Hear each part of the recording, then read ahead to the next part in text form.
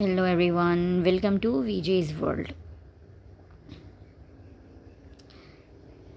Today I will tell you the tale of Benjamin Bunny. But before I read this out, please like, subscribe, and share my channel. One morning, a little rabbit sat on a bank. He pricked his ears and listened to the trit trot of a pony. A gig was coming along the road. It was driven by Mr. MacGregor, and beside him sat Mrs. MacGregor in her best bonnet. As soon as they had passed, little Benjamin Bunny slid down into the road and set off, with a hop, skip, and a jump, to call upon his relations who lived in the wood at the back of Mr. MacGregor's garden.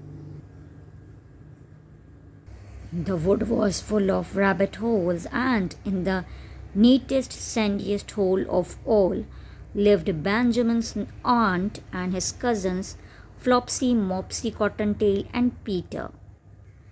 Old Mr. Rabbit was a widow. She earned her living by knitting rabbit wool mittens and muffatees. I once bought a pair at a bazaar. She also sold herbs and rosemary tea and rabbit tobacco, which is what we call lavender. Little Benjamin did not very much want to see his aunt. He came round the back of the fir tree and nearly tumbled upon the top of his cousin Peter. Peter was sitting by himself. He looked poorly and was dressed in a red cotton pocket handkerchief. "Peter," said little Benjamin in a whisper, "who has got your clothes?" Peter replied, "The scarecrow in Mr. MacGregor's garden," and described how he had been chased about the garden and had dropped his shoes and coat. Little Benjamin sat down beside his cousin and assured him that Mr. MacGregor had gone out in a gig, and Mrs. MacGregor also, and certainly for the day because she was wearing her best bonnet. Peter said he hoped that it would rain. At this point, old Mrs. Rabbit's voice was heard inside the rabbit hole calling, "Cottontail, Cottontail, fetch some more chamomile." Peter said he thought he might feel better if he went for a walk. They went away hand in hand and got upon the flat top of the wall at the bottom of the wood. From here they looked down into Mr. MacGregor's garden. Peter's coat and shoes were plainly to be seen upon the scarecrow, topped with an old tam o' shanter of Mr. MacGregor's. Little Benjamin said, "It spoils people's clothes to squeeze under a gate. The proper way to get in is to climb down a pear tree." Peter fell down head first, but it was of no consequence, as the bed below was newly raked and quite soft. It had been sewn in with letters. They felt a great many odd little footmarks all over the bed, especially little Benjamin, who was wearing clogs. Little Benjamin said that the first thing to be done was to get back Peter's clothes in order that they might be able to use the pocket handkerchief. They took them off the scarecrow. There had been rain during the night. There was water in the shoes, and the coat was somewhat shrunk. Benjamin tried on the tam o' shanter, but it was too big for him. Then he suggested that they should fill the pocket handkerchief with onions as a little present for his aunt. Peter did not seem to be enjoying himself. He kept hearing noises. Benjamin, on the contrary, was perfectly at home and ate a lettuce leaf. He said that he was in the habit of coming to the garden with his father to get lettuces for their Sunday dinner. The name of little Benjamin Papa was old Mr. Benjamin Bunny. The lettuces certainly were fine. Peter did not eat anything. He said he should like to go home. Presently, he dropped half the onions. Little Benjamin said that it was not possible to get back up the pear tree with a lot of vegetables. Load of vegetables. He led the way boldly towards the other end of the garden. They went along a little walk on planks under a sunny red brick wall. The mice sat on their doorsteps cracking cherry stones.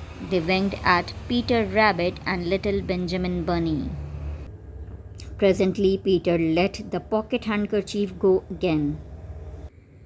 They got amongst flower pots and frames and tubs. Peter heard noises worse than ever. His eyes were as big as lollipops.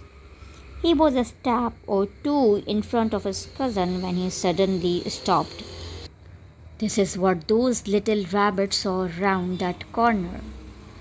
Little Benjamin took one look and then, in half minutes less than no time, he hid himself and Peter and the onions underneath a large basket. The cat got up and stretched herself and came and sniffed at the basket. Perhaps she liked the smell of onions. Anyway, she sat down upon the top of the basket. She sat there for 5 hours.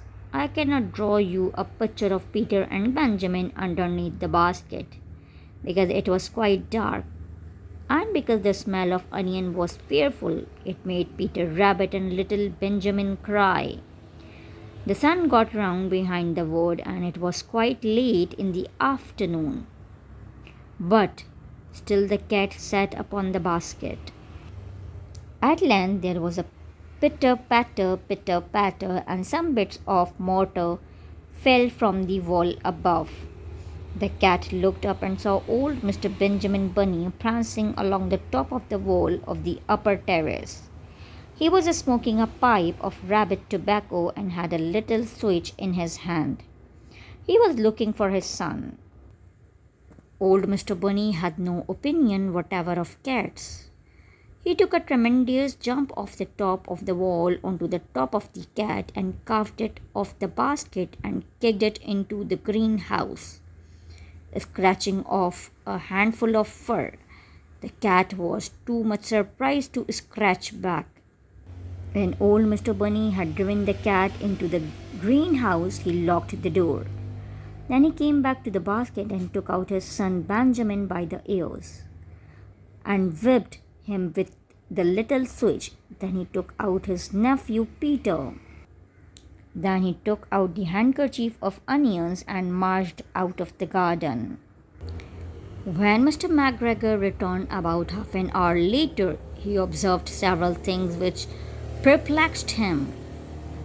It looked as though some person had been walking all over the garden in a pair of clogs, only the footmarks were too ridiculously little.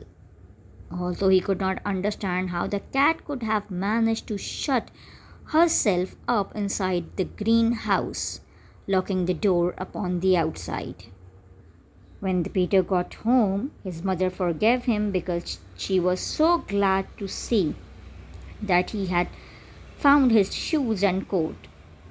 Cottontail and Peter folded up the pocket handkerchief, and old Mrs. Rabbit strung up the onions and hung them from the kitchen ceiling with the bunches of herbs and the rabbit tobacco.